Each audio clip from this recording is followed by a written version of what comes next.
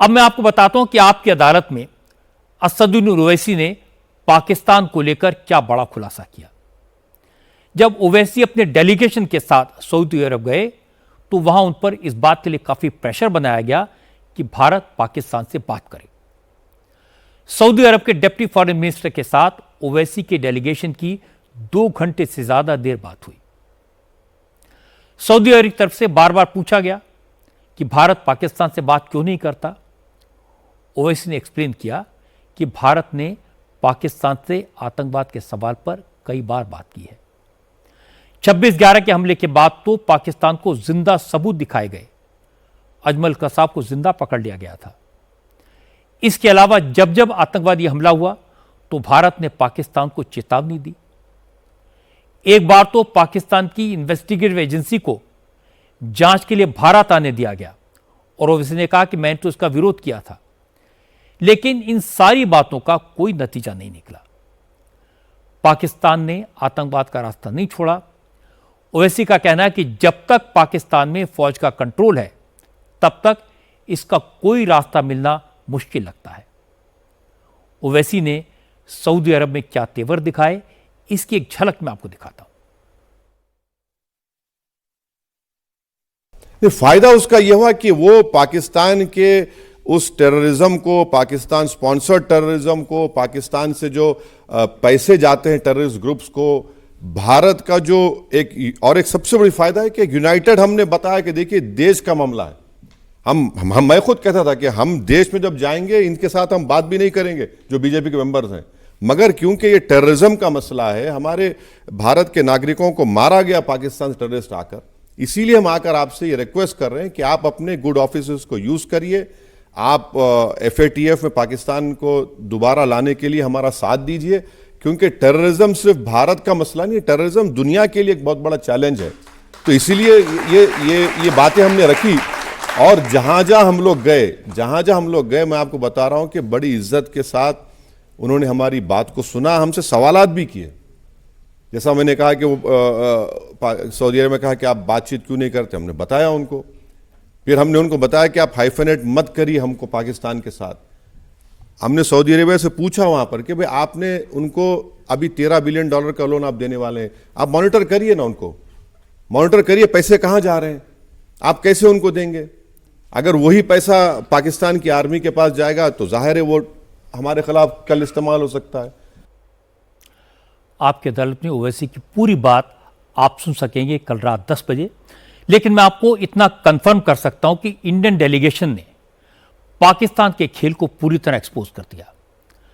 पाकिस्तान ने हर जगह यह कहा था कि भारत ने पहलगाम हमला होने के 2 घंटे के भीतर पाकिस्तान को ब्लेम कर दिया, जांच का इंतजार नहीं किया, कोई सबूत नहीं दिए। यह बात बाहर के मुल्कों को बार बार बताई गई। ओवैसी ने कहा कि हमारे डेलीगेशन ने पाकिस्तान के इस झूठ का भी पर्दाफाश कर दिया। भारत ने दूसरे देशों को बताया कि 2 घंटे के भीतर इंडियन एजेंसीज ने उन ईमेल्स के ओरिजिन को ट्रैक कर लिया था जो पहलगाम हमले के बाद दावा करते हुए भेजे गए थे। इनमें से 2 ईमेल का ओरिजिन पाकिस्तान के मिलिट्री बेसिस के पास निकला। यह कंफर्म होने के बाद किसी और सबूत की क्या जरूरत होती। इसके बाद ओवैसी ने बताया कि पाकिस्तान की फौज और ISI का असली इरादा भारत में हिंदू मुस्लिम झगड़े करवाने का है, दंगे करवाने का है। इसीलिए आतंकवादियों ने पहलगाम में मजहब पूछकर सिर में गोली मारी, उसका वीडियो बनाया और लोगों से कहा कि जाकर मोदी को बता देना। सबसे अहम बात यह है, पाकिस्तान इस देश में डिस्टेबलाइज करने के लिए एक ही चीज करना चाहता है कि यहां पर फिरका परस्ती, कम्युनलिज्म बढ़े। अगर हम कम्युनलिज्म को खत्म करेंगे, अगर खत्म नहीं करें, कम से कम उसको कंट्रोल करेंगे, तो पाकिस्तान के लिए बहुत बड़ी शिकस्त होगी। आप कह रहे हैं कि जो हमारे देश के लोगों के अंदर डिफरेंसेस है, जो नफरत फैलाने वाले लोग हैं, उनकी वजह से भी पाकिस्तान की हिम्मत नहीं। ये स्टेटमेंट तो फॉरेन सेक्रेटरी ने कहा कि पाकिस्तान यहां पर डिस्टेबलाइज करना चाहता है हिंदू मुस्लिम नफरतों को बढ़ावा देकर।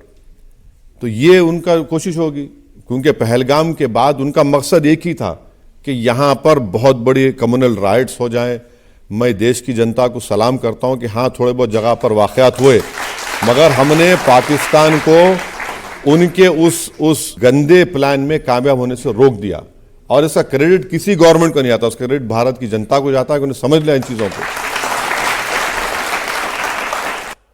ओवैसी जिस डेलीगेशन का हिस्सा थे, वो डेलीगेशन जिन मुल्कों में गया वो इस्लामिक देश है।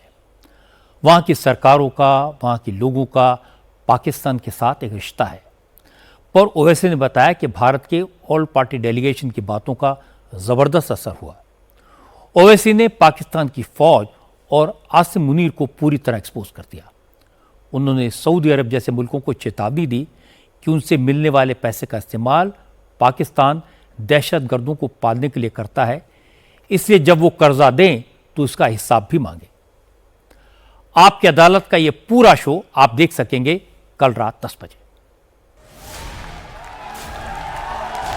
डोनाल्ड ट्रंप ने 16 बार कह दिया कि मैंने हिंदुस्तान को डरा दिया, झुका दिया, मैंने ट्रेड डील की धमकी दी, इसलिए हिंदुस्तान ने वॉर रोक दी। डोनाल्ड ट्रंप को नॉलेज बराबर नहीं है, वो बके जा रहे हैं। अगर आप करा रहे हैं तो हम ट्रंप से कहेंगे कि फिर फलस्तीनियों पर जो हमला इजराइल करे, रुकाइए ना उसको, दम रखे। इजराइल ईरान का खत्म कराइए, यूक्रेन रशिया खत्म कराइए। आपकी अदालत शनिवार रात 10 बजे।